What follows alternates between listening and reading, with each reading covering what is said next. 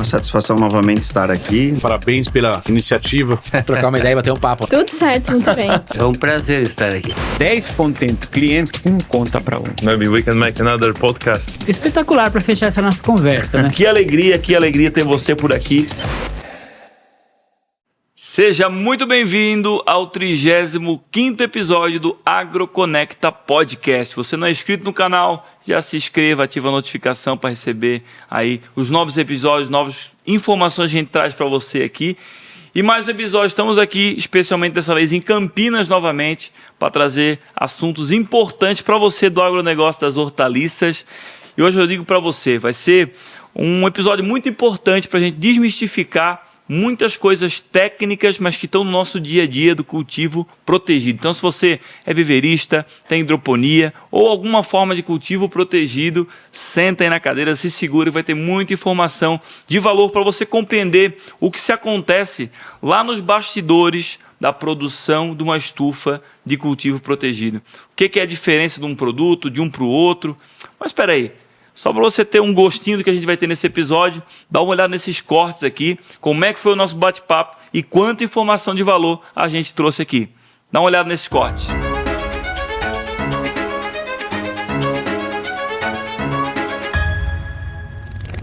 Cara, aquilo lá, depois que eu botei aquilo lá no meu viveiro, eu não quero nada diferente daquilo.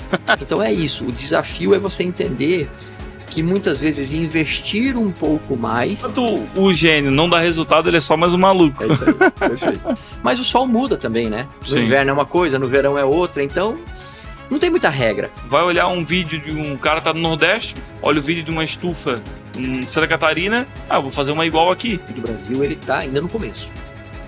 Quando você compara com outras Concordo. regiões do mundo, né? Você vê que assim, o que nós... Ele vai assim, né? Não. Ele dá o boom.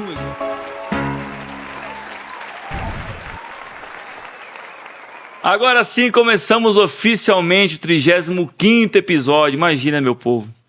35º episódio já que a gente está aqui. 35 episódios trazendo informação, trazendo convidados de valor para principalmente trazer informação de valor para você aqui, agregar de alguma maneira para você, tá? E lembrando, se inscreva no canal, ative o sininho para receber as notificações, porque talvez uma informação que a gente traga aqui vai ser uma virada de chave para você entender melhor alguma coisa aí no seu agronegócio. E, antes de mais nada, eu gostaria de agradecer aos nossos patrocinadores, nossos parceiros, que é Usina Viveiro de Mudas, sempre facilitando a produtividade do agricultor do sul do Brasil, Sêmenes Bayer, Porta Enxertos Sêmenes, a sua produção mais segura e produtiva, AgroPro, assessoria e marketing digital no agronegócio, Mercoagro, soluções no agronegócio, Agrivale, bioinsumos que impulsionam e transformam o campo, é a vida gerando vida, Bandejas Mingote, referência nacional na produção de bandejas de plástico para a produção de mudas. E por último, mas não menos importante, Zanata Estufas, o maior portfólio de estufas do Brasil desde 1988, ajudando e auxiliando o cultivo protegido brasileiro. E já deixei esse nosso parceiro por último aqui para citar, porque o nosso convidado é nada mais, nada menos que Volney Lanfredi, técnico agrícola de formação no ensino médio, formado em administração de empresas e com MBA em várias áreas de gestão. E ele atualmente é o diretor de operações da Zanata Estufas. Seja muito bem-vindo, meu amigo, ao AgroConecta Podcast, para a gente bater um papo bacana hoje aqui. Obrigado, Léo, é um prazer. Espero que a gente possa contribuir bastante com os produtores e esclarecer algumas dúvidas que permeiam a cabeça deles aí. No momento de fazer a escolha da sua estufa, de fazer a opção entre um produto A e um produto B, e entender também um pouquinho de como que o processo de fabricação de estufas influencia lá no produto final que a gente entrega para eles.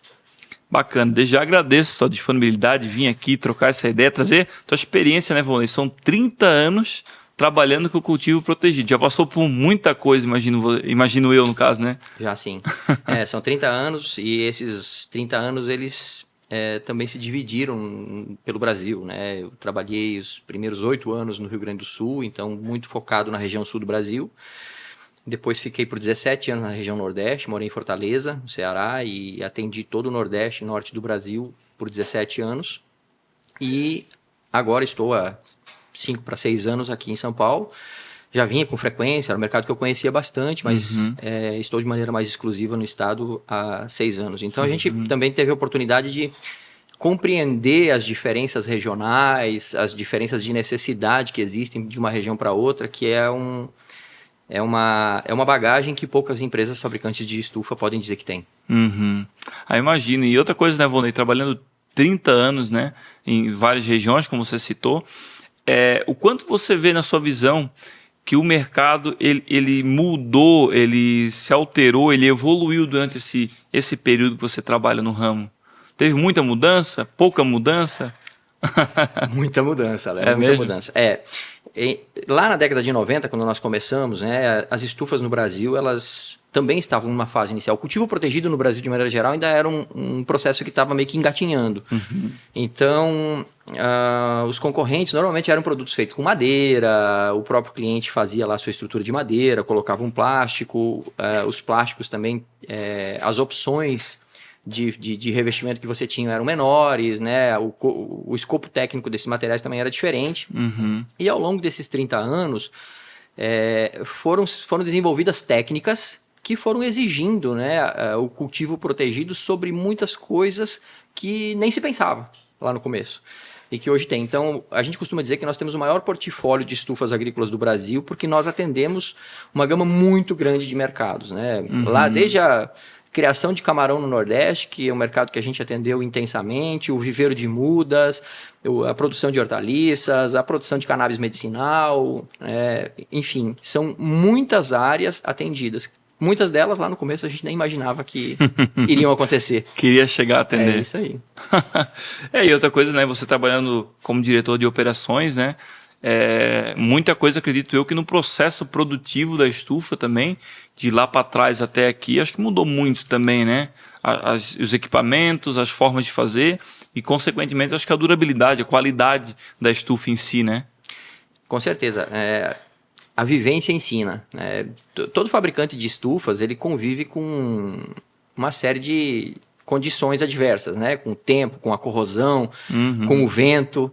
Então, a experiência também vai te trazendo ensinamentos sobre como você deve lidar com essas circunstâncias, como você deve aperfeiçoar seus projetos, né? Além disso, a nossa empresa ela sempre teve uma história de aprender com o que tinha fora do Brasil. Desde muito cedo, né, pessoas dentro da empresa viajaram para vários lugares do mundo e entender o que era feito em outras regiões para trazer isso para a nossa realidade. Óbvio que muitas vezes a gente precisa passar por alguns ajustes, né, em função da capacidade que a gente tem de investimento aqui no Brasil, né, payback dos projetos sempre mais curto e tal, mas a gente sempre procurou conhecer o que é que existe lá fora e trazer isso aqui para dentro. Então, realmente assim, não só nós, como outros fabricantes também, mas a Zanata eu vejo como um dos principais players do mercado que foi lá fora trazer mudanças no projeto, trazer melhorias para conseguir entregar para o produtor um projeto mais confiável, mais seguro e mais durável. Eu acho que a gente tem que sempre se espelhar fora do Brasil. Se falar em cultivo protegido, a Holanda, por exemplo, é referência anos-luz na nossa frente. Nem tudo que se aplica lá dá de fazer aqui. Assim como, por exemplo, Israel também, né, é uma grande referência, só que são climas diferentes, culturas diferentes, regiões diferentes do mundo, do globo, né, que eu acho que não é ir lá e achar que o que tem lá vai dar certo aqui, mas muito da questão de adaptar, né? E o próprio Brasil é assim, porque o Brasil é um país continental, de norte a sul é muito longo, é muito diferente, e para vocês fazer um projeto, executar e ter segurança nele também muda bastante coisa nessa questão, né? Sim, com certeza. E muitas vezes você vai pegar o que acontece lá fora para trazer para a região do Brasil em que isso se encaixa. Por exemplo, eu posso me guiar em alguns projetos lá do norte da Europa para alguns projetos que eu vou aplicar no sul do Brasil, que são regiões mais frias, né? Aquilo que eu aprendo em Israel, eu posso usar com mais intensidade no Nordeste brasileiro. Nunca vai ser igual. São realidades diferentes, né? A condição de vento, a condição de umidade, a condição de chuva, a precipitação média regional, tudo isso interfere no melhor modelo para o produtor usar, que ele consiga fazer o menor investimento possível, mas que isso traga para ele o melhor resultado possível. Porque pior do que fazer um investimento muito alto é fazer um pouco abaixo e não dá certo. É bem isso aí. E já pegando o gancho, Volney, o nosso intuito aqui hoje nesse podcast, eu acho que, principalmente, eu gostaria de desmistificar muita coisa em relação ao cultivo protegido. Principalmente aquela velha máxima de que estufa é tudo igual. Ou seja, se eu pegar, vamos dar um exemplo aqui, se eu pegar um projeto da Zanata, de 1.000 metros quadrados, e eu comparar com outro projeto de outra empresa concorrente do mercado, independente de quem for, também de 1.000 metros quadrados, eu posso rodar o projeto, a gente pega o PDF, roda lá no final, só vejo o preço do valor do metro quadrado, então se a Zanata saiu mais caro ou mais barato, é tudo igual. Isso é uma coisa que é um dos maiores defeitos dos compradores de estufa. Alguns, claro, talvez pecam por falta desse conhecimento, que justamente é o que eu quero explorar aqui contigo, que tem muita experiência nessa área.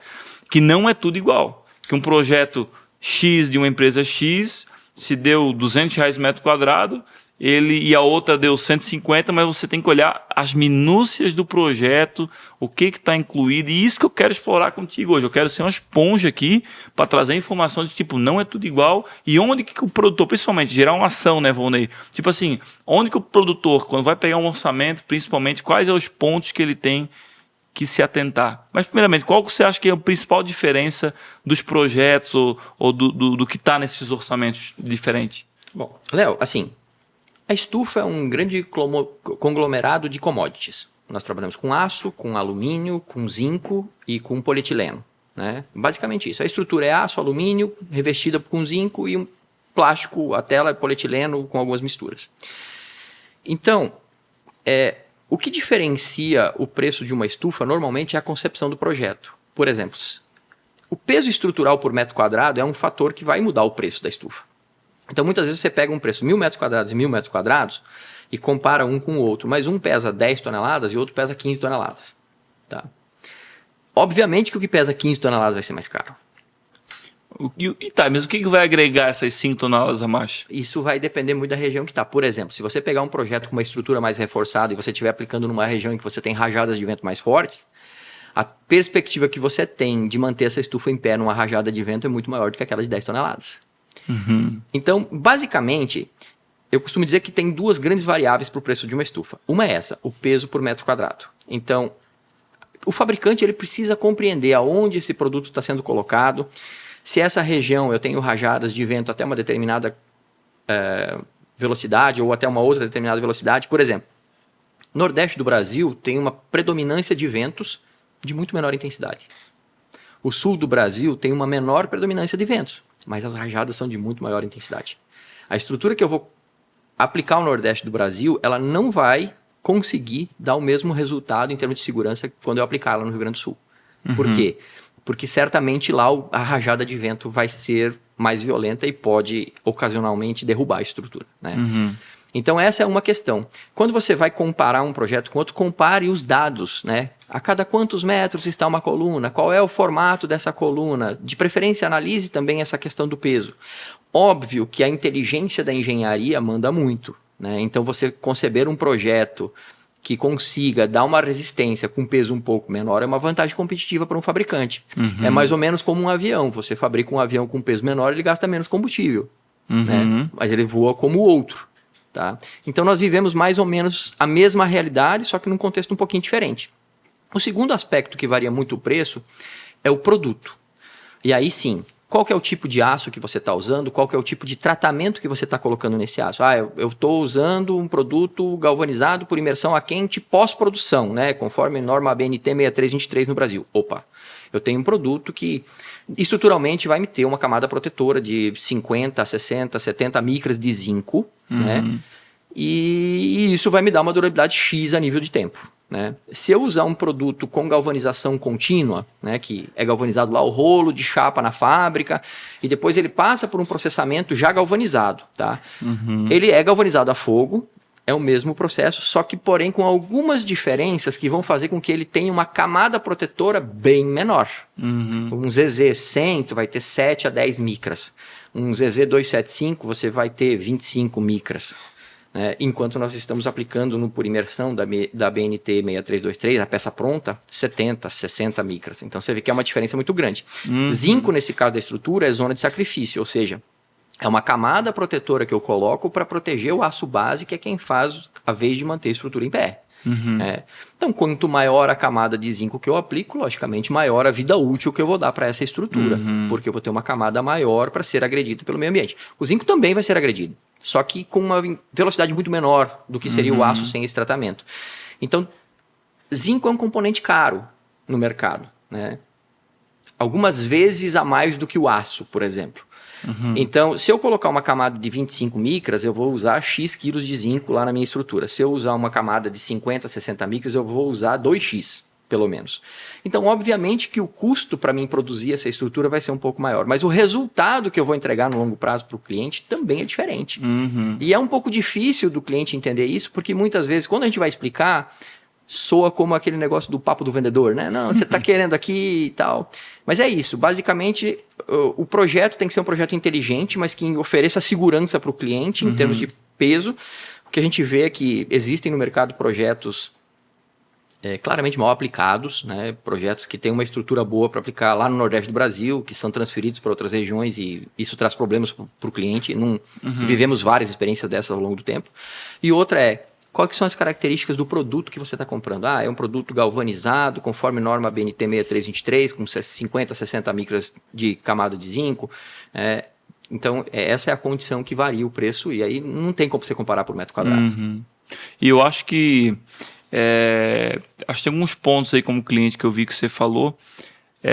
Um deles que também acrescentaria, eu acho que ver se tu concorda, é prestar muita atenção, porque hoje eu sofri com isso. A largura do pé direito também é muito importante, porque se passar batido, quem está te mandando um orçamento mais barato, ele não vai te falar que lá o pé direito está de 7, entendeu? E o outro está de 9.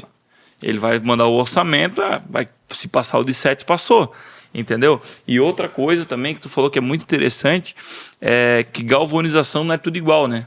A galvanização, pelo que tu falou, para deixar um pouco mais simples para você que está ouvindo, assistindo a gente, galvanização é aquilo que impede ou desacelera muito a corrosão do aço, ela protege. Isso. É como uma roupa, vamos dizer, está protegendo a gente do sol, vamos botar basicamente falando bem singelamente explicando, né? Perfeito. É basicamente isso. Então, você pode botar uma roupa fininha, quase não te protege, ou uma roupa grossa que vai te proteger de uma neve, por exemplo, de uma corrosão, para te machucar. O zinco é isso. Mas tem como...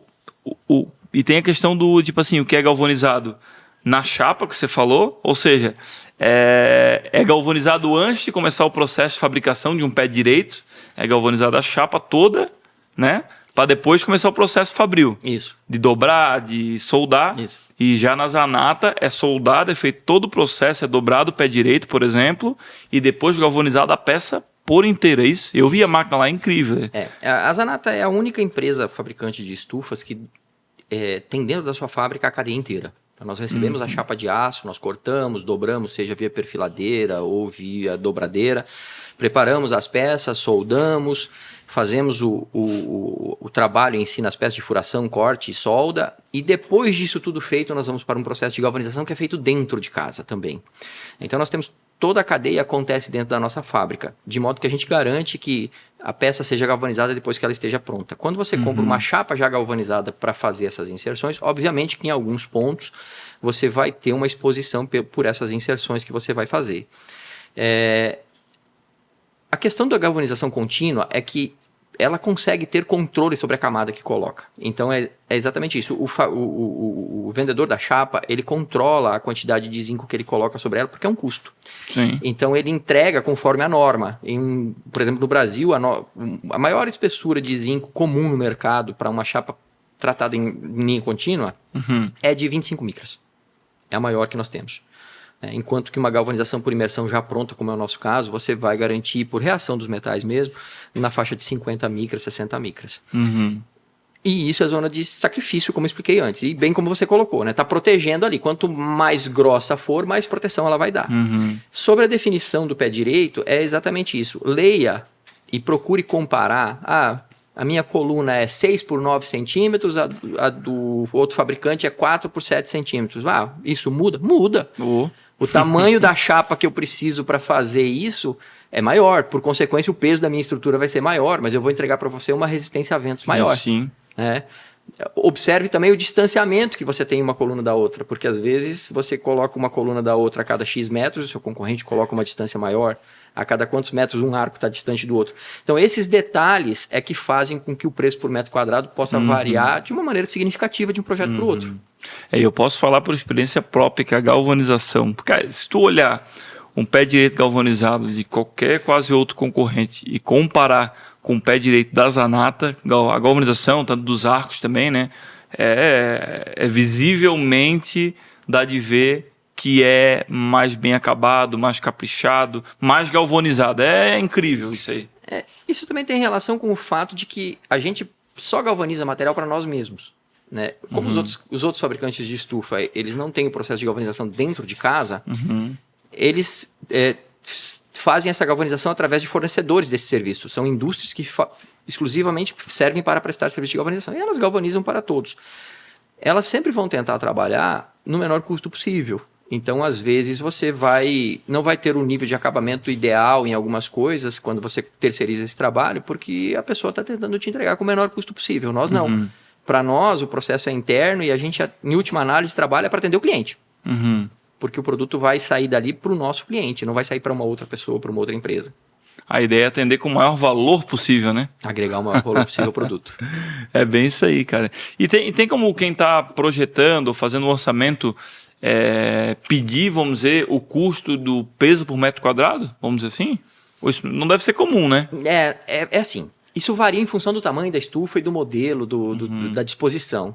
É uma dificuldade que a gente enfrenta quase que todos os dias. Sim. O cliente liga e fala assim, quanto é por metro quadrado? Essa é a pergunta que a gente mais escuta. O valor, tá falando? Isso. Ninguém sabe. Não sabe o valor porque não sabe o peso. Normalmente assim, numa estufa, toda a região perimetral, ela é a região mais pesada estruturalmente e, por consequência, é a área mais cara da estufa. Por quê? É onde eu vou criar toda a resistência ao impacto de ventos. Então, toda a região perimetral ela vai ter que estar preparada para absorver o impacto dos ventos. Né? A parte mais central da estrutura, ela é... E falando isso assim de uma maneira bem... Simples. Isso, para que a gente consiga entender de uma maneira um pouco mais fácil. Claro. A parte intermediária é meio que de sustentação, para manter isso em pé. Mas as laterais é que são ali protegidas contra as pancadas, as rajadas de vento.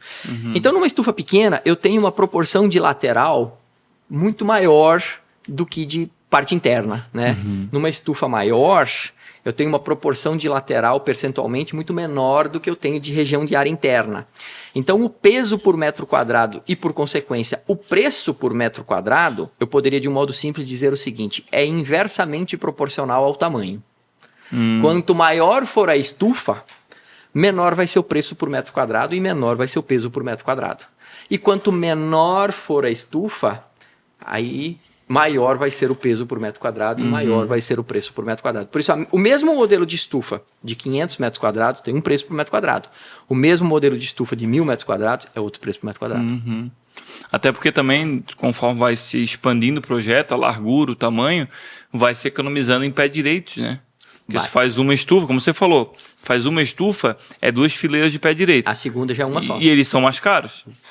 Né? Se for fazer a segunda, não é 4 pé direito, é só 3. E assim sucessivamente, né? E em todos os perímetros você vai ter que travar a estrutura, seja por tirantes externos, ou por um sistema de travamento interno, ou por um sistema de reforço estrutural. Mas o perímetro ele vai sempre ter que estar preparado para abrigar a estrutura. Reforçado, né? Isso. E outra coisa também, parabenizar vocês aí. Não sei se tu tens a história de onde é que veio isso, mas eu acho bem bacana, porque para Vivero ela otimiza muito a produtividade por metro quadrado. E outra coisa, a robustez que traz o estirante rígido. Cara, aquilo lá, depois que eu botei aquilo lá no meu viveiro, eu não quero nada diferente daquilo. Em regiões que você tem uma incidência de rajadas muito forte, lá. É realmente indispensável, porque o tirante não rígido, ele com certeza vai te trazer alguns problemas de manutenção com o passar do tempo. E como é que foi? Onde é que veio isso aí, cara? Tu tens a... Veio fora do Brasil, tem algumas coisas, né? Normalmente isso traz de fora do Brasil. E você traz essa ideia, adapta e melhora, né? A gente vai fazendo sempre alguma... A gente não traz uma ideia pronta. A gente vai ver o que está acontecendo e tenta sempre melhorar. Esse é o objetivo. a busca por essa informação, ela é uma constante pra gente. Porque é algo recente isso, né? Porque a primeira estufa que eu fiz, assim, e foi uma das primeiras que eu vi em viveiro, tanto que depois outros viveiros viram em outros lugares do Brasil e não é copiaram, mas se inspiraram. Pô, achei legal e vou fazer no meu viveiro também. Acho que foi 2023, se eu não me engano. Isso existe há um pouquinho mais de tempo, mas ela começou a se difundir mais recentemente, porque começou a se entender o resultado prático que isso traz. Né? Eu costumo dizer sempre assim, Léo, quando você vai fazer um investimento em estufas, normalmente você vai acabar fazendo uma escolha. Se você fizer um investimento um pouco mais baixo, escolher um modelo que tenha um peso estrutural um pouco menor, pode até ser que ele ainda se encaixe na sua região sem lhe trazer o risco muito grande de um dano estrutural aí por vento ou coisa assim. Mas normalmente o teu custo de manutenção posterior ele sobe. O plástico vai durar menos, a tela vai durar menos e você vai ter que fazer manutenções mais frequentes. E quando você faz um investimento inicial um pouco mais robusto, por um modelo um pouco melhor, muitas vezes o teu custo com manutenção depois ele diminui. O problema que a gente tem no Brasil é que com essa condição macroeconômica que nós temos, taxas de juros bem elevadas e tal, normalmente fica difícil de você viabilizar uma taxa de retorno num projeto que tem uma estrutura muito boa. Mas essa é uma realidade, assim, é um aspecto que eu acho que todo produtor deveria sempre olhar. Como que vai ser a minha manutenção depois nisso? Pegando o gancho na história do tirante externo. Eu colocar uma estrutura rígida externa é um investimento maior no início? Mas quanta manutenção eu vou economizar depois? E o risco, né? Porque às vezes não é só manutenção, é a perca de produção, é a dor de cabeça, é o prejuízo, é deixar de faturar. Então, eu vejo que, tanto que a gente foi fazer o orçamento, foi botado na balança. Primeiro, o orçamento que eu vi essa possibilidade de fazer com o estirante rígido, né? Botava na balança lá, vamos dizer que dava, não lembro na época, tipo uns 20 mil reais a mais, uma coisa assim.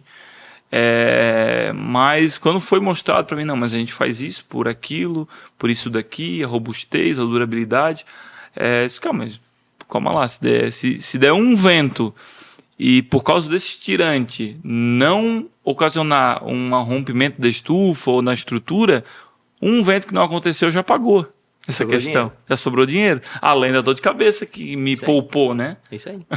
É isso aí. E outra coisa que eu conto que eu fiz também, daí, claro, depende da região e tal, é a questão do arco treliçado também. Mesma coisa, a gente fez a conta, porque se pegar pega o arco normal, redondo, ou bilongo, né? Querendo ou não, são arcos muito bons, que dependendo da região, eles são mais do que eles, talvez até desperdício em alguns casos, né? Sim. Mas na nossa região que venta muito, o arco treliçado, por mais que tu gaste um pouco mais, ele é muito mais durável, né? Sim. E ele oferece normalmente uma resistência maior em regiões que tem rajadas de vento muito forte. Né? A história do arco treliçado ela é até um pouco engraçada, porque nós começamos essa ideia. Na Zanata foi o precursor dessa situação. Nossa, bacana, não sabia. E o vão de 6,40 metros e 40 de largura, ele era altamente utilizado, né, com um arco em tubo oblongo e tal, com o padrão que a gente tem hoje, né, no mercado, e ainda se consome bastante. E lá na década de 90 para 2000, a gente começou a trabalhar um vão de 10 metros com um arco treliçado. Chamaram você de maluco, né? Imagina Teve muita crítica. Teve muita crítica no começo, muita crítica, né? E assim, acabou que o tempo mostrou que foi uma boa ideia, se consolidou. Hoje a maior parte dos fabricantes no Brasil fabricam, né? Hoje a gente já está chegando a vãos com 11 metros, 12 metros, em algumas regiões que permitem, né? E é isso, eu acho assim que quando você se desafia e busca uma coisa nova, né? Pode conseguir um bom resultado. Não, com certeza. Só que é aquilo, né? Eu tava rindo com um amigo meu essa semana, que a diferença entre um gênio e um maluco é só uma coisa, né? É o resultado. O gênio dá certo. O gênio. Enquanto o gênio não dá resultado, ele é só mais um maluco. É isso aí, perfeito. É bem isso. E para quebrar um paradigma, esse negócio de estufa, de onde é que veio esse nome? E é correto chamar de estufa? O que é uma maneira correta, a nomenclatura, a especificação dessa questão toda aí? Eu sempre aprendi e fui criado com esse negócio de estufa. Quando eu me mudei para o Ceará em 2013, nós iniciamos uma unidade lá no Ceará. Eu fiquei 17 anos lá na região Nordeste trabalhando, vendendo estufas no Nordeste. A primeira coisa que o cliente falava assim, estufa aqui não precisa, aqui é quente. Então, assim, a gente também tenta desmistificar esse processo falando sempre em cultivo protegido. Né? Não necessariamente estufas. Estufa é um termo que se usava lá no começo. Se você me perguntar exatamente a origem desse termo, eu não vou te dizer, eu não sei, tá? Mas eu lembro que lá na década de 90, quando estava começando esse processo, era estufa lá no sul do Brasil, era estufa, né? Todo mundo conhecia. Deve ter sido um termo que foi adaptado de alguma expressão de fora, né? Mas em função de proteção em regiões mais frias e tal. E ele ficou, né? Porque se você for, por exemplo, para o espanhol, os países de língua hispânica, né? O sul, Argentina, Uruguai, são os invernadeiros, né? Então, vamos invernar, né? E eu acho que veio meio que na carona disso, eu acho. Né? Eu acho que fora do Brasil tinha muita ligação de usar a estufa para produzir no inverno, né? Isso, para conseguir produzir. Na Europa, por exemplo, você tem muito isso, regiões muito frias, né? E, tal. E aí, quando a gente vai para regiões mais quentes, esse é um paradigma a ser quebrado. Então, a gente trabalhou durante 2 décadas lá sempre com essa visão, né? Isso é um cultivo protegido. Aqui não faz frio, mas chove. Né? E a chuva ela é muito boa, só que muito, em alguns momentos ela é inoportuna. Então, você usa o termo cultivo protegido para que o cliente entenda que você está ali com o objetivo de proteger aquilo que ele tem embaixo. E esse é o nosso objetivo. Interessante. E como é que tá essa mudança de nomenclatura? Tá conseguindo? Eu acho que está mais compreendida hoje, Léo, sabe? Eu acho que hoje está mais o cliente compreender um pouco melhor. Ainda existe, obviamente, alguns paradigmas aí nesse sentido, mas hoje bem menores. Hoje é uma coisa um pouco mais vencida, né? Lá se entendeu também. Hoje você tem experiências também em outras regiões de temperatura mais alta no mundo, né? Algumas regiões do México, Marrocos, em que você tem uma presença muito forte de cultivo em plasticultura, né? Em cultivo protegido em plástico. Então isso desmistificou realmente o uso do plástico em regiões mais quentes e que ele se faz necessário para outras coisas. E outra coisa que acho bacana a gente explorar é a diferença de projetos, Volney. Porque, por exemplo, você citou, trabalhou 17 anos no Ceará, certo? Certo. Na parte estrutural de projeto, de planejamento, tem muita diferença, ou quais as principais diferenças de uma estufa para o Ceará, para o Nordeste, ou uma estufa para o Rio Grande do Sul, para o Paraná, Santa Catarina, que são climas diferentes, tanto pensando talvez em temperatura, quanto em relação à incidência de ventos fortes, que pode danificar a estufa. O que mais muda na parte de projeto? Muda meio tudo. Tudo? Eu digo, só porque eu te pergunto, é porque muitas vezes a pessoa... Hoje, o celular tem acesso a tudo. Sim. Né? Na internet tem imagem de tudo, vídeo sobre muita coisa. Então, daqui a pouco o produtor, talvez não tenha essa informação que a gente vai trazer, vai olhar um vídeo de um cara que está no Nordeste, olha o vídeo de uma estufa em Santa Catarina, eu vou fazer uma igual aqui. Mas muitas vezes ou o pé direito vai estar errado, ou ele vai gastar dinheiro de maneira desnecessária, que não precisa ser tão robusta, não sei. Então, o que mais ou menos muda? São 2 coisas. A primeira é a questão estrutural, ou seja, você vai sempre lidar com a condição ambiental da onde você vai estar trabalhando. Por exemplo, no Nordeste do Brasil eu consigo trabalhar vãos mais amplos, a estrutura um pouco mais leve, porque a incidência de vento, embora muito mais constante, né? Porque no Nordeste venta com muito mais constância do que no Sudeste e no Sul do Brasil, na grande maioria do Nordeste, falando, né? O vento lá é mais educado. Ele não xinga? Ele tem 2... a gente chama... a gente não chama podia perder essa. A gente chama de vento educado porque ele tem 2 características. A primeira é não ter fortes rajadas e a segunda é ter uma constância de sentido. Você vê muita área de geração de energia eólica, por exemplo, no Nordeste do Brasil, muito em função disso. Porque você não tem fortes rajadas e você tem o vento um pouco mais educado em termos de sentido do vento. Ele sempre vem numa direção. Numa direção, exatamente. No Sul não é assim, não. Não. Não. Então é isso. Essa condição do local... Quanto a vento, quanto a precipitação, por exemplo. Qual o tamanho da calha que eu vou usar para fazer uma estufa? Depende. Quanto chove na tua região? Se chove muito e eu vou fazer uma estrutura comprida, eu vou ter que trabalhar com uma calha maior. Né? Se é uma região que chove menos, eu posso trabalhar com uma calha menor. Venta muito, eu vou ter que aproximar a estrutura para tentar dar mais robustez ao vento. Né? Venta pouco, eu posso ou tem rajadas menos intensas, eu consigo melhorar um pouco essa situação. Esse não é muito meu papel no negócio, tá? A gente tem uma equipe de engenharia que pensa nisso e que faz esse trabalho. Esse trabalho não é meu, eu tô aqui só como porta-voz das decisões, mas acompanho isso há 30 anos, né? Pelas execuções, né? Porque como a sua equipe que executa os projetos, você acaba vendo, esse projeto que é pro Nordeste, ele é assim, esse que é pro Sul... Não, e a gente discute muito isso internamente, né? Então, essa é uma condição, é o ambiente, onde eu estou. E a segunda é o que a minha planta precisa diante desse ambiente que eu estou. Por exemplo, as estufas no Nordeste, ela de maneira geral, são mais altas. Por quê? Lá é muito quente. O tempo todo. Então, automaticamente, você precisa se preparar para um calor maior e você precisa fazer a estrutura mais alta, com mais abertura de ventilação para tentar trocar ar com maior velocidade, para tentar manter o clima embaixo para a sua cultura. Então, essa é uma característica do cultivo protegido no Nordeste do Brasil. No Sul, normalmente você trabalha o mais baixo que você puder, porque como você tem rajadas de vento muito fortes, quando eu levanto a estrutura, eu fico sensível às rajadas. Então...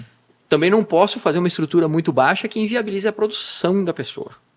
A gente anda ali numa linha que é um pouco tênue, né? Tentar encontrar uma altura que permita que a pessoa maneje a sua cultura do melhor jeito possível, mas ao mesmo tempo que a gente não se exponha muito a essas rajadas de vento, por exemplo. Então, a mudança de estrutura de uma região para outra, ela é clara. Em 2003, quando nós chegamos lá, uma história rápida, a gente desenvolveu um modelo que nós temos no nosso portfólio que se chama MaxiVent, que é uma estrutura, ela é tipo um dente de serra, assim, todas as aberturas por um lado só. Uma abertura ampla, 1,5 m de abertura, num vão de 7 metros, por exemplo, 6,40. Então você tem a proporção de abertura por área da estufa, eu te diria que é talvez o projeto que tem maior abertura por área no Brasil, a nossa estufa MaxiVent. Muito boa para o Nordeste, porque eu tenho o vento sempre numa posição, eu coloco a estufa, ela está sempre com as aberturinhas naquela posição e super tranquilo. Eu colocando essa estrutura no sul do Brasil, eu começo a ter uma dificuldade, porque o vento vira. Vixe, bastante. E aí, quando o vento entrar pela boca, né, pela abertura, ou eu tenho que ter um mecanismo para fechar e proteger essa boca, ou ela vai me provocar um estrago muito grande. Vira um balão. No mínimo arrancar o plástico. Então é isso. Os modelos, eles variam de região para região em função do clima, né, do ambiente, e também em função do que eu vou estar manejando embaixo disso. E uma coisa que é interessante é a diferença que você falou, eu nunca tinha me atentado a isso. A direção do vento nossa no sul, realmente, ela uma hora vem uma trovoada daqui, um vendaval daqui, outra hora daqui. Tem uns que são mais brabo, que, né, a gente sabe quando para nós lá, quando vem do oeste, pode preparar que é feio. Vem do sul e leste é mais de boa. E outra coisa também, Volney, você acha que, pensando nessa questão regional, de diferença, de necessidade, então a gente pode dizer, a grosso modo, que uma estrutura do sul do Brasil, geralmente, não é regra, mas geralmente ela é sempre um pouco mais cara do que a do Nordeste. Sim. Mais ou menos isso, pensando em materiais. Eu te diria que quase sempre. Tá? Por quê? No Nordeste, eu não preciso me preocupar em botar cortina lateral para fechar, eu não preciso botar cortina lateral para fechar, cortina de abertura, se eu tiver uma abertura em cima para ventilar. No Nordeste, normalmente é uma estrutura coberta com plástico e revestida com uma tela. Exceto situações muito específicas de um cultivo que exige um controle muito maior, a estrutura ela é muito mais simples, porque a condição ambiental é mais favorável. No sul do Brasil, não. Eu preciso me preparar para ter uma estufa com boa ventilação no verão, porque eu chego lá nos 38, 40 graus. Chega quente. Né? E ao mesmo tempo, eu tenho que ter uma estrutura preparada para fechar e guardar energia para se transformar ali na proteção em termos de calor para a planta nos períodos em que lá fora chega a -3, -4, -5. Né? Então, essa estrutura, como ela tem que estar preparada, vou usar uma analogia bem simples, né? Talvez no Nordeste eu possa ter um ar-condicionado que só esfria. Então o ar-condicionado é mais barato. No Sul eu tenho que ter um ar-condicionado que esfria e esquenta. Então, e ele tem que aguentar o vento. É meio isso. Eu, só complementando essa questão do vento, os técnicos da área podem achar que eu vou ser simplório com o que eu vou colocar, né? Mas de maneira geral, a gente costuma dizer o seguinte: o vento sempre sopra da linha do Equador para os polos. Tá? Então, por que no Nordeste do Brasil e tudo que está ali naquela região, você sempre tem o vento meio que num sentido, porque é a origem dele em direção aos polos. quando você está aqui na região sudeste, na região sul, você está meio que no meio desse caminho. E aí você começa a ter os choques de massa, né? As massas de ar frio que vem. Nem me fala desse choque de massa. É isso que provoca. BO. É isso que provoca essa não direção do vento. De um modo muito simplório, tá? Eu não sou técnico da área, então me atrevi aqui a um comentário. Mas é isso, basicamente é isso. Então, sempre que você lida lá naquela região, você vai ter um vento que vira muito pouco. A gente costumava dizer que no Ceará, o sol e o vento, ele anda na faixa de 20 e poucos graus. Um pouquinho só. O sol, ele anda meio que na mesma direção, o vento sempre no mesmo sentido, né? E o dia tem quase o ano todo o mesmo tamanho. Quando você vai para o sul, o dia muda de tamanho, o vento muda de direção e o sol também. Muda bastante, tudo isso aí, né? É isso aí. E falando em sol e falando em plástico, por exemplo, hoje a gente pode dizer que, eu sei que antigamente, né, porque meu pai fez estufa lá em 93, eu acho, tinha essa questão de que o plástico, a estufa geralmente se fazia ela norte e sul, né, as cabeceiras dela, para o sol passar por cima, leste e oeste, porque o plástico não tinha difusor de luz, então o plástico ele era meio que uma lupa, né? Do jeito que, conforme ele batia no plástico, ele dava um resultado diferente, né? Isso que o difusor de luz a gente pode dizer que meio que não faz mais tanto sentido, ou ainda a direção da estufa com o sol tem a ver com o plástico, ainda não? Como eu não sou técnico da área, eu não vou atrever a te dizer isso assim, é isso. Tá? Mas os projetos que tu vê. Mas o que a gente percebe é que com a capacidade grande de difusão de luz dos materiais de hoje, isso já não é o que é mais significativo. Hoje você olha muitas vezes outras questões, né? Por exemplo, Nordeste. Eu vou olhar muito mais direção do vento para mim definir a posição da minha estufa do que qualquer outra coisa. Número 1, Nordeste, posição do vento. Isso. Porque o vento está ali todo dia. E ele vai estar ali atacando a minha estrutura todo dia, com constância. Não é forte, mas é constante. Então eu tenho que me preparar para isso. Então, acho que outras variáveis assumem esse papel dependendo de onde você está colocando o projeto. E quando você define essa posição da luz, é meio que assim, eu escolho aonde que eu vou plantar, né? Então, se o sol passa num determinado sentido, eu vou ter a sombra do arco sempre numa determinada região. E se eu viro ela ao contrário, eu vou ter a sombra da calha sempre na mesma região. Então, às vezes, o 45 graus é a melhor opção. O meio termo.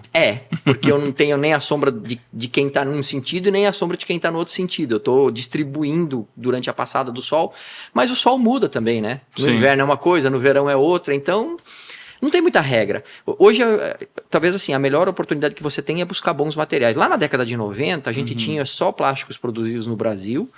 A primeira preocupação que se tinha é que o plástico durasse, acima de qualquer outra coisa, e se viu o plástico como minimamente o protetor para guardar do frio e da chuva. Né? Hoje não. Hoje você tem a entrada de muitos produtos no mercado, seja de fabricantes nacionais, seja de fabricantes de fora que vêm para o Brasil, que trazem componentes técnicos para ajudar o produtor, né? Ganhar com redução de temperatura, ganhar com redução de emissão de raios de determinada cor, enfim, ajudam ele, né, na difusão de luz, né, para não formar poeira e não sujar tanto. Então, todas essas características hoje meio que distanciam essa necessidade de posicionamento de ser uma coisa realmente muito incisiva, na minha opinião. Já aí vai ter outras coisas mais importantes, talvez, para se atentar. É isso aí.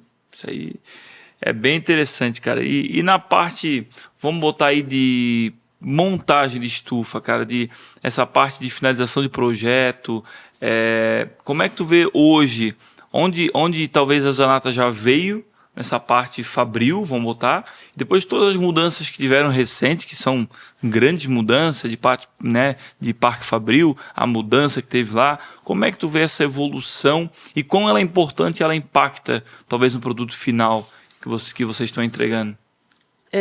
Léo, assim, eu acho que tudo evolui, né? Os automóveis evoluíram, passaram a ter a obrigatoriedade do airbag, passaram a ter a obrigatoriedade do freio ABS para trazer mais segurança. Isso impactou no preço do automóvel. Né? Na estufa não é diferente. A gente tem regras que a gente precisa seguir, né? A gente tem muitas normas do Ministério do Trabalho, por exemplo, com relação ao trabalho em altura e outras coisas. Quando você tem uma estufa, você precisa ter uma preocupação com esse aspecto. Então, eu costumo sempre dizer o seguinte, que para que você consiga se proteger minimamente dessas situações, né, é importante que você tenha um projeto que preveja já situações, né? Eu tenho que prever onde eu vou ter um cabo-vida para poder prender o trabalhador quando ele estiver fazendo esse processo, né?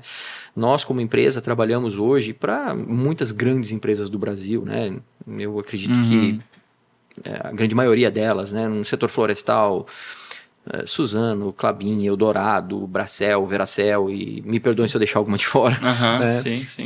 No setor de usinas, em praticamente todas as usinas de cana-de-açúcar do Brasil, no setor de pesquisas, Syngenta, Bayer, Monsanto, né? E em cada uma dessas empresas você tem uma série de exigências para você poder trabalhar. Lá nas empresas de aço, na Gerdau, na Vale do Rio Doce, a gente já desenvolveu projeto dentro de... Hoje, por exemplo, estamos desenvolvendo projeto dentro da Gerdau também.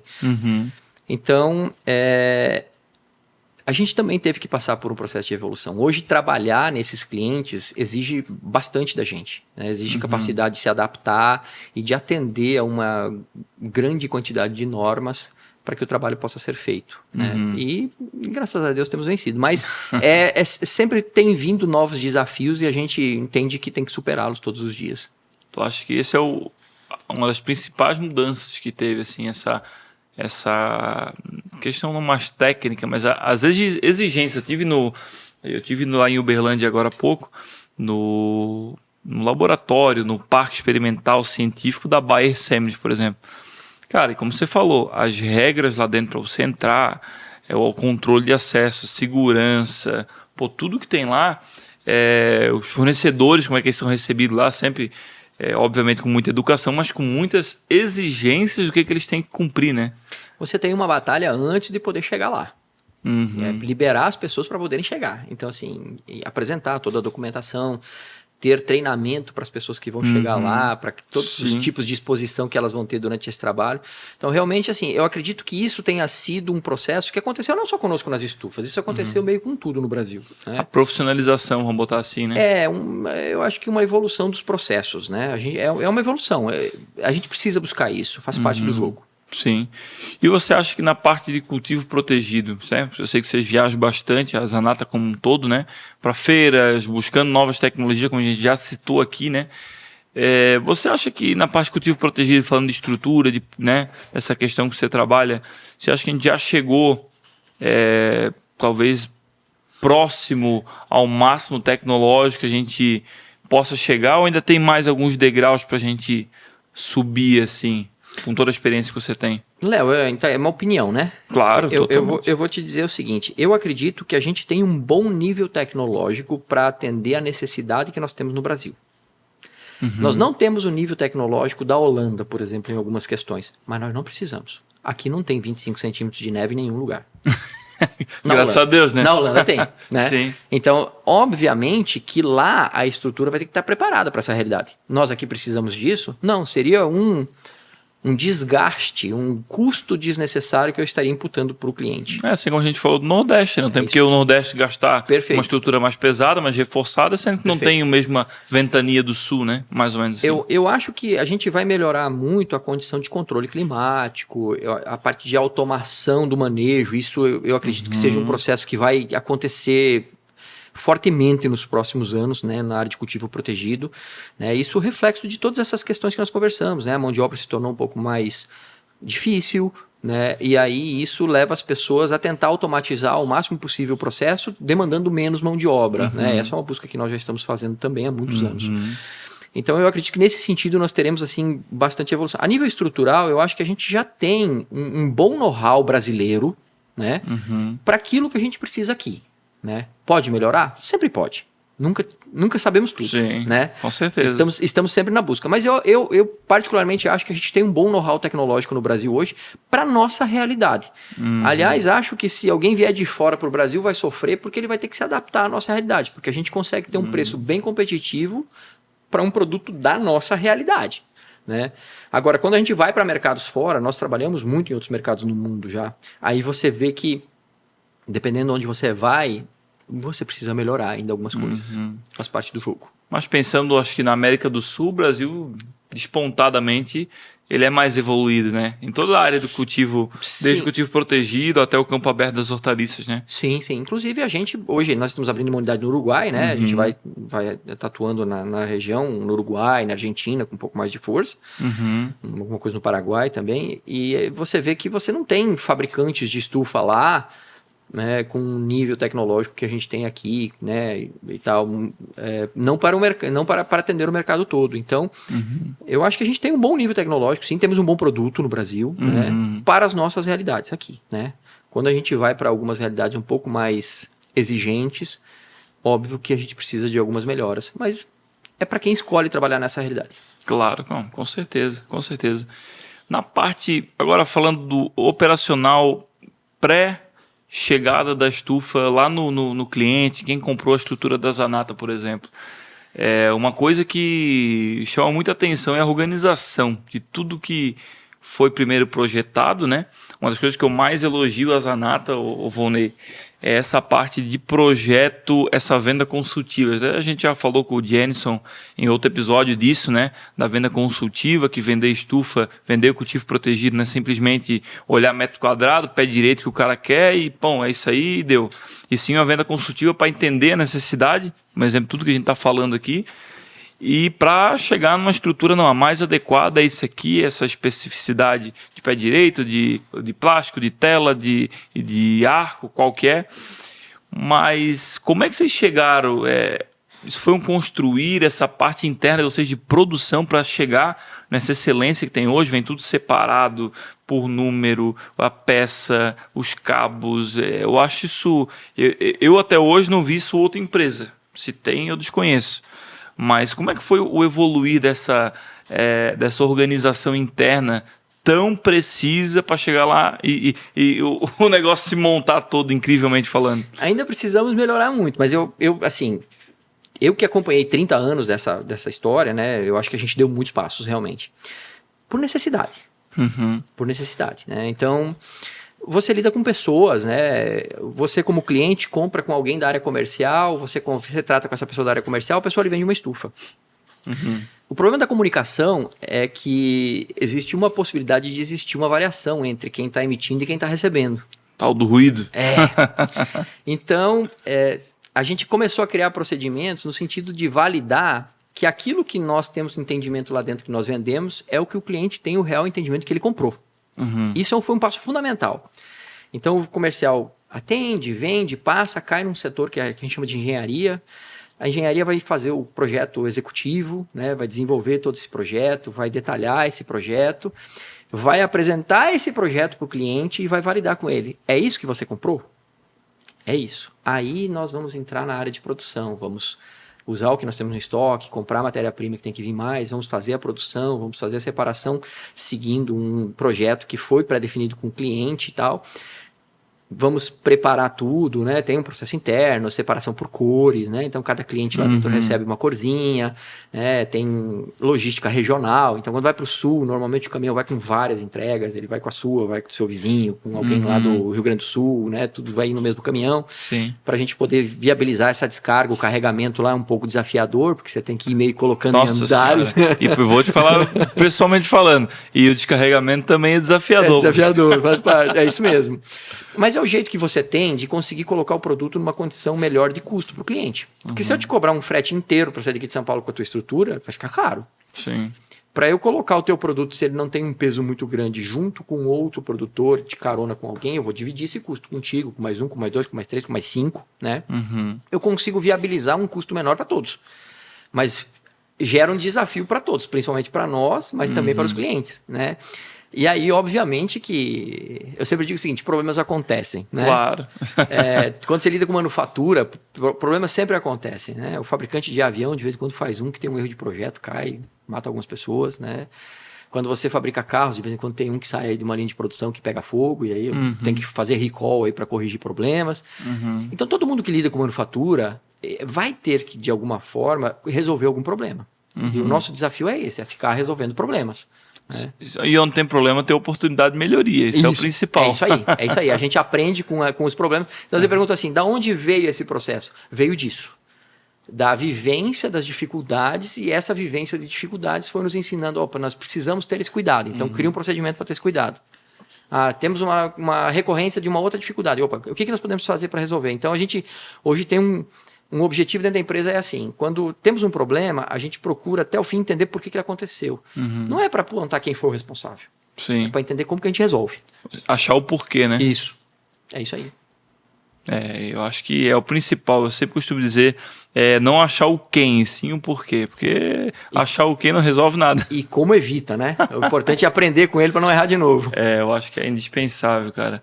E realmente parabenizar vocês por esse trabalho, porque, como você falou, montar aquela carga que é tipo meio que um Frankenstein que vai e as coisas não se encaixam. É bem desafiador. É bem desafiador. Volney, cara, vamos lá, bicho. Pensando em projeto, voltando um pouco atrás ali, que eu acho que a gente pode explorar um pouco mais isso aqui para levar informação pro pessoal. O que o produtor, talvez que a gente passou batido, ele não pode deixar de se atentar numa estrutura, cara.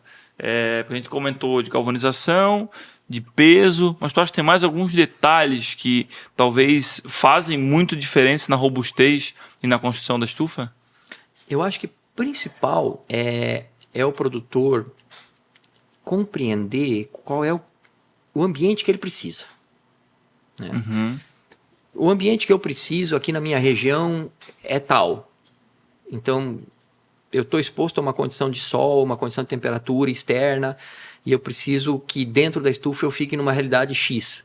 E aí, conversar bastante com quem ele está orçando, né, para entender se aquela estrutura vai atender a essa necessidade. Eu vejo diversas publicações nas redes sociais por aí, né, de pessoas que falam assim, faz estufa no Nordeste igual a estufa que fez no Sul e não dá certo, por exemplo. Por quê? O Nordeste exige uma estrutura muito mais alta, né? Muitas vezes o produtor ele não tem essa informação. Eu lembro de um cliente bem importante, um player bem importante de um mercado importante no Brasil na área de cultivo protegido.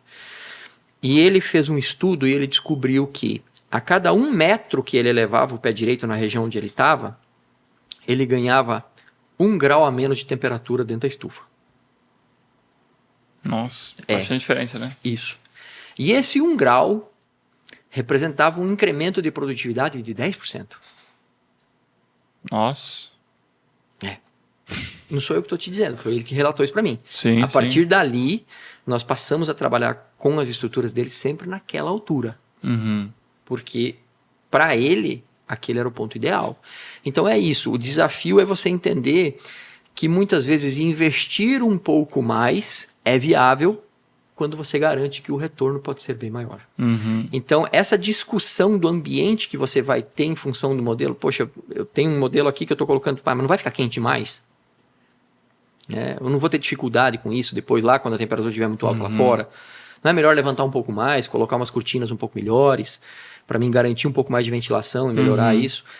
Porque você daqui a pouco faz um investimento que não é barato, né? E não consegue tirar dele o melhor resultado. E isso é frustrante para o produtor e ele é muito frustrante para nós também. Sim, sim. Porque depõe contra, né? Então, quando um projeto não dá certo, a gente costuma dizer que ele depõe contra a gente.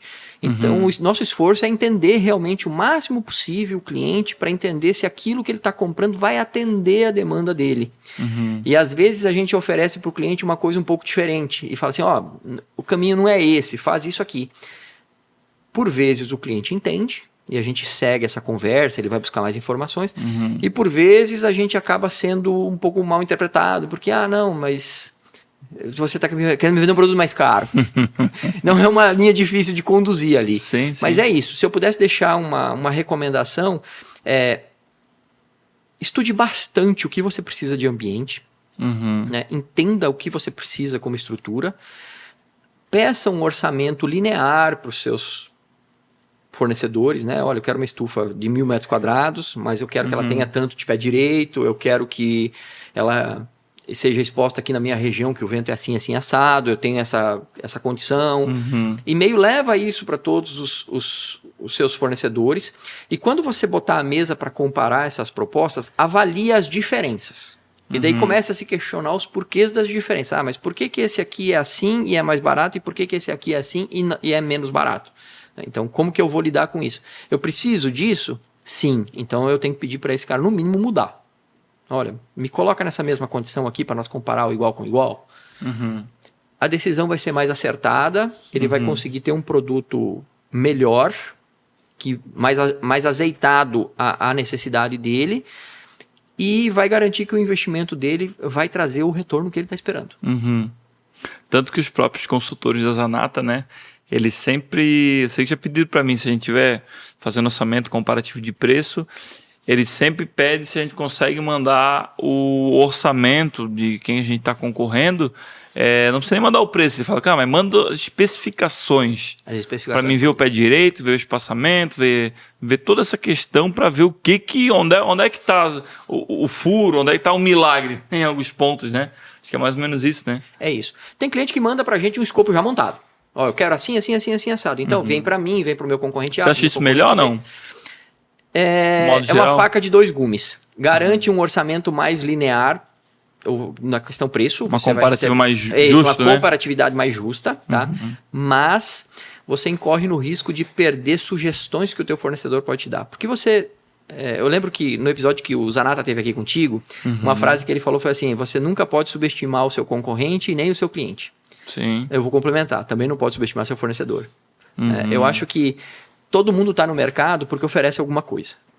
Então, o fabricante de estufas, ele pode colaborar com o produtor na escolha, na determinação de um produto melhor. Quando esse escopo já vem montado para a gente, já aconteceu inúmeras vezes ao longo desses 30 anos, a gente receber escopos de grandes players do mercado, de grandes empresas, escopos prontos, projetos assinados para a gente executar e tal, de um jeito. E a gente levanta a mão e fala assim, olha, pensamos que talvez seja melhor vocês avaliar isso aqui.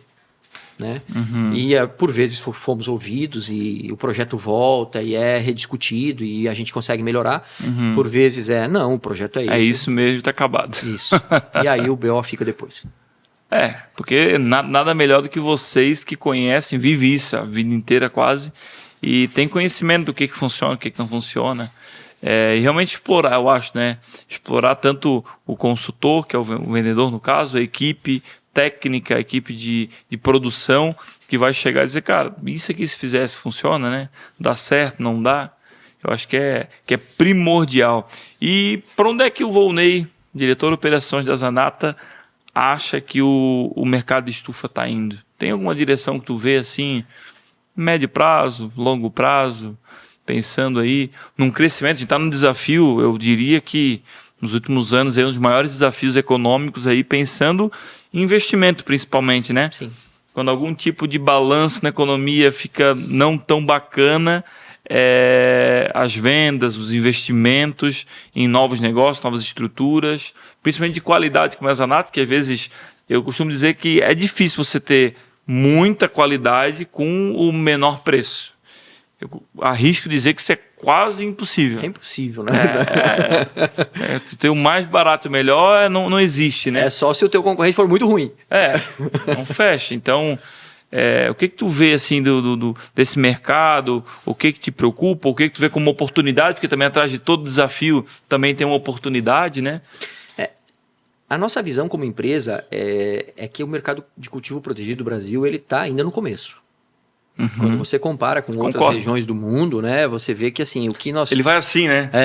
Não. Ele dá o boom e volta. Isso. Então assim, a gente tem muito o que explorar ainda. É um mercado que tem muito para dar. Eu acho que a gente conseguiria melhorar níveis de produtividade de praticamente tudo se a gente avançasse um pouco mais com o cultivo protegido no Brasil em todas as regiões. Em praticamente todos os lugares. O grande problema no Brasil é você conseguir dar viabilidade aos projetos. Porque quando você trabalha com um cenário macroeconômico como nós temos, né, você conseguir tirar uma taxa interna de retorno de um projeto e um payback efetivo, viável, é complicado. Né? Quem tem dinheiro, né, e quer investir, ele olha para isso. Tá, eu vou botar o meu dinheiro nisso e quanto isso vai me dar de Quando retorno? vai voltar de volta? Exato. E com quanto? Exato. Né? E aí você tem que comparar a tua produção. Hoje é uma Selic de 15. Quer dizer, o teu negócio tem que render bem mais do que esses 15. Porque senão o cara põe lá. Né? Então esse é um desafio. Né? E quem não tem o dinheiro, que vai procurar o financiamento, exceto algumas poucas oportunidades do mercado aí que tem uma taxa de juros um pouco mais subsidiada e tal, um processo que tem um apoio governamental para aquela área e tal, Mas, de maneira geral, as taxas de juros são muito elevadas. E daí isso influencia diretamente, lá de novo, no payback, na taxa de retorno do projeto. Então, a gente vê que o cultivo protegido vai crescer no Brasil, mas a gente precisa de uma melhora nesse cenário, né, de taxa de juro para que a gente volte a ter, né, o crescimento dos investimentos no Brasil. Você vê nos últimos relatórios aí que saem do Banco Central com relação ao PIB no Brasil, você tem crescimento do PIB, mas o crescimento é sempre muito voltado ao consumo. Ele não é voltado ao investimento. Né? E nós, por exemplo, como empresa, a gente não vende consumo, a gente vende investimento. Então é um desafio num cenário como esse você convencer o produtor de que realmente o projeto pode ser viável para ele. Então a única forma que nós temos de colaborar com isso é tentar desenvolver um projeto bom ao menor custo possível. Porque daí, quando ele coloca lá na calculadora financeira para tirar a taxa de retorno e o payback do projeto, começa a ser um pouco mais viável. Então é desafiador para o produtor e é tão desafiador quanto para a gente também. Sim. Né? Então, nossa visão vai crescer, tem muito espaço para isso, mas precisa uma melhora nesse cenário macroeconômico que está bastante difícil no país nos últimos anos. Né? E o Brasil sempre é uma montanha-russa de emoções econômicas, né? Sempre. A gente não teve estabilidade, acho que nunca, quase. É o famoso voo de galinha eterno, né? É difícil entrar nessa área dos fatores macroeconômicos, né? Porque não é muito a praia da gente, né? Sim, eu tô só também falando aqui, mas a dificuldade realmente que a gente tem de conseguir dar viabilidade a projetos no Brasil hoje é enorme. É enorme. E isso é a grande restrição do crescimento do cultivo protegido no Brasil. Porque ele requer investimento. Assim como a irrigação, assim como várias outras áreas. Sofrem porque para você conseguir melhorar, você depende de investimento público em financiamento, que está escasso, de taxa de juros mais adequadas para poder viabilizar os projetos, que está difícil. E depende também de um conforto da pessoa que tem o dinheiro de querer se dispor a investir em algo produtivo sem utilizar do rentismo como fonte de renda para ele, né? Sim, sim. E daí grandes empresas com produtos de excelência como a Zanata, eu vejo que às vezes até sofre um pouco mais para ultrapassar essas barreiras, né, também. É uma briga constante todos os dias. A gente tem como a gente vende projetos muito customizados, né, a gente tem uma fila de produção. Essa nossa fila de produção, ela mexe de tamanho em função dos pedidos que entram em carteira. Então, já passamos situações, por exemplo, que foi difícil perder negócio por prazo de entrega. O cliente não comprou da gente porque a gente levava 4 meses para entregar para ele. Né? E eu não tinha espaço de carteira antes disso. Então, às vezes, você vê com um certo pesar isso, eu estou perdendo um negócio porque eu não consigo, mas também eu não posso prometer algo que eu não vou cumprir pro cara. Com certeza. Né? E o que a gente vê é que essa nossa carteira, ela diminuiu bastante nos últimos meses. Né? Agora, no segundo semestre, a gente teve até uma melhora nesse cenário. Mas o primeiro semestre desse ano, o Zanata até comentou aqui quando ele esteve contigo, né, sobre o primeiro semestre, ele foi um semestre realmente de restrição de carteira. A gente nunca ficou com problemas de produção nem nada, né? Trabalhamos o tempo todo para isso. O Jameson falar o papel dele no comercial e tal, né? Que é a busca incessante. Mas realmente é um desafio todos os dias. Você tentar dar viabilidade a esses projetos é um desafio todos os dias. Com certeza. E isso é uma coisa que muda bastante, realmente, fila, né? Porque eu lembro que às vezes é 120 dias, às vezes 60, às vezes é 45 e... Menos de 45 é muito difícil. É difícil, né? É porque normalmente o cliente quer um projeto customizado para ele. Ele não quer um projeto padrão. Diferente de alguns fabricantes de estufa no mundo, por exemplo, que tem aquela teoria meio fordista lá de antigamente, que é eu vendo carro de qualquer coisa que seja preto, né? Eu vendo estufa de qualquer modelo, desde que seja esse. Então você tem fabricantes no mundo que eles têm 2 ou 3 modelos, eles mantêm um estoque daquilo, e é aquilo ali. Se você quiser... Queira, não quer... É aquilo ali. No Brasil, a gente, até pelo tamanho do país, pela diversidade regional que nós tanto abordamos aqui, né? Cada cliente é meio que um caso específico. Sim. Então, eu quero 5 metros de pé direito, o outro quer 6, o outro quer 4, eu quero assim, eu quero assado, eu quero que bote esse plástico, eu quero que bote aquele outro. Então, fica difícil para o fornecedor de estufa ter o estoque para fornecer isso tudo. Então você vai fazer o seu pedido e esse seu pedido vai movimentar o processo produtivo. E esse processo produtivo ele tem um tempo, porque eu vou ter que fazer o teu projeto executivo, te apresentar para validar que é aquilo mesmo que você comprou. eu vou ter que preparar uma lista de componentes dessa tua estufa Materiais, internamente. né? Aí vamos entrar em compra de matéria-prima, se tem alguma coisa a ser comprado, vamos fazer o processo produtivo, colocar lá os acessórios no final, separar, fazer a logística e te entregar.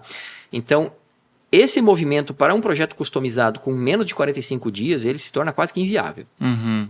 Entendeu? Então, para nós é sempre importante, a gente sempre fala isso. A nossa carteira ela tem que ter mais de 45 dias.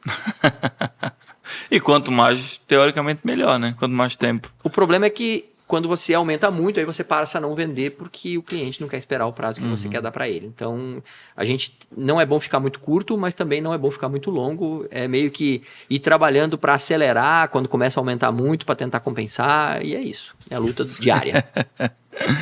É isso aí, Volney. Nosso papo voou aqui, hein? Já estamos em 1 hora e pouquinho, rapaz. Foi tranquilo, não? Tá sendo tranquilo? Tudo tranquilo, graças a Deus. Ah, mas você leva jeito pra isso aqui. Você foi radialista na sua vida em algum momento, não foi, não? Nunca.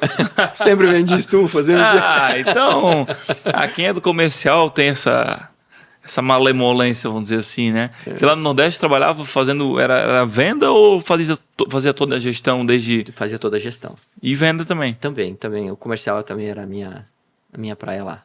Nossa senhora, não é fácil, né? A gente desenvolveu bastante mercados lá, novos nichos de mercado que não usavam estufas. A gente vendeu bastante para o mercado de camarão, por exemplo, produção de camarão em regime intensivo, que é uma coisa que pouca gente sabe, né? A gente vendeu bastante estufas em determinado período para isso. Então a gente sempre esteve ali atento a novos mercados, atender outras necessidades. Eu acho que onde há uma necessidade, há uma oportunidade. Com certeza, com certeza. E é isso, Volney, eu quero pedir para você, a pergunta que eu sempre faço em todo episódio, é um recado que eu quero que você imagine que esse recado chegue para todos os produtores de cultivo protegido aqui pensando na nossa área, ou para quem quer entrar, talvez escutou tudo que a gente falou, os desafios, mas também as oportunidades, até porque, né, Volney, eu concordo com você plenamente, o cultivo protegido, ele já cresceu bastante, mas eu acho que o mercado pode crescer muito, porque o que ele traz de segurança, de rentabilidade, de previsibilidade de produção, de qualidade de produção, comparado com o campo aberto, meu Deus, é muito diferente, sabe? Mas tem essas dificuldades econômicas que vai e volta, cresce, mantém, diminui. Mas olhando aqui, dando um recado pessoal na sua câmera aqui, que conselho você dá para produtores viveristas, produtores rurais que querem e precisam profissionalizar os seus agronegócios? Pensando que, quem sabe, no cultivo protegido. Bom, a primeira coisa é procure entender a sua necessidade antes de partir para a compra. Compreenda bem o produto que você precisa. Use o seu fornecedor como um parceiro, converse bastante com ele. Se você tiver mais de um fornecedor que você está fazendo cotações, converse com os fornecedores, entenda o melhor produto para atender a sua necessidade e depois faça a sua escolha, leve esse orçamento para o mercado de uma maneira linear para que todos os players aí que estão lhe oferecendo possam ter uma competitividade com equidade, né? E... eu vou dizer que é por causa da operação, né? Se você vai customizar um produto, tenha um pouco de paciência. Porque o que acontece? Muitas vezes essa busca, essa pesquisa, ela leva tempo. Você vai levar tempo enquanto você vai entender o produto que você quer comprar, enquanto você vai entender a necessidade real que você tem e tal, ela leva um tempo. Depois, a negociação que você vai ter com o seu fornecedor também vai levar um tempo, né? Você vai tentar tirar o melhor resultado dessa negociação. E depois, para produzir isso e para que isso lhe seja entregue do melhor jeito possível, também tem um tempo, né? Então, é preciso que a gente entenda esse processo, porque nada nasce do acaso, né? Então, se algumas vezes a gente pedir um prazo para alguém que vai escutar aqui a nossa conversa e vai pensar assim, me pediram tanto tempo de prazo, é isso. É porque fazer projetos customizados leva tempo. A gente começa o processo depois. Então, entenda muito bem a sua necessidade para que você possa investir no melhor produto. Lembre-se, um investimento X em algo não muito adequado à sua necessidade pode não lhe render praticamente nada. E um investimento X mais 10% em algo que realmente atenda a sua necessidade pode lhe render muito mais. Então, esse planejamento, essa etapa anterior, ela é extremamente importante para que você possa garantir que você vai estar fazendo o investimento certo, que você vai ter o retorno esperado, né? E para nós isso é fundamental, porque a gente costuma dizer que cada estufa que nós colocamos no mercado é um filho que nós colocamos no mercado, que vamos conviver com isso 30 anos, 40 anos, que é o tempo médio de vida útil estimado por essa estufa. Vamos ter que dar manutenções, né? Vamos trocar plásticos lá no futuro. Então, faça essa escolha de modo muito pensado, entenda a sua real necessidade, veja o que o mercado tem para lhe oferecer, entenda o seu fornecedor como parceiro, discuta com ele, veja o que ele pode lhe oferecer. Todos nós estamos no mesmo barco, todos nós queremos que o cultivo protegido no Brasil cresça. O produtor com a estufa para ele produzir, nós com a estufa para nós vender, mas todo mundo está no mesmo barco. Todos nós queremos o melhor para o cultivo protegido no Brasil. Que bom, cara, é isso aí. E muitas vezes o barato sai caro, então veja cada detalhe do projeto e realmente a customização é o mais difícil, né? Porque você produzir 1000 microfones desse aqui tudo igual, bota na linha de produção e só vai fazendo. Agora não, quero um microfone assim, um maior, um menor, um mais comprido, mais não sei o quê, que é o que vocês fazem, né? E como é difícil, e parabenizar vocês, tanto, Volney, pela parte de projeto, não cabe tanto a ti, cabe ao Jonas, né? E o pessoal da engenharia, lá tem uma Pessoal equipe da boa lá, tem tá? equipe... Eu não vou falar nomes, porque senão eu vou deixar alguém de fora. E aí Sei. Mas o Jonas é um dos responsáveis. Ele é o diretor, né? de engenharia, é o responsável pela área. E como o projeto da Zanata é quase um projeto de engenharia de uma obra, é tudo muito bem pensado, muito bem planejado, conforme o vendedor, o consultor viu com o cliente, para depois fazer uma execução primorosa para o que foi projetado e combinado ser produzido, né? Então, parabenizar vocês lá das operações da Zanata, que eu posso falar que é uma excelência no Brasil que a gente tem, ter a sorte de ter vocês fazendo tudo isso lá, e parabenizar e agradecer novamente pela tua presença, disponibilidade de vir até aqui, na correria que a gente sabe que é o dia a dia, e trazer e compartilhar a tua experiência, tuas informações aqui com quem acompanha a gente no AgroConecta. Agradecer você também, Léo, pela oportunidade de estarmos aqui, né? Eu acho que é um momento em que nós temos a oportunidade de falar com o nosso cliente de uma maneira indireta, ou seja, que ele nos interprete da maneira certa, porque aqui nós estamos falando com o Léo e o nosso cliente está ouvindo isso, né?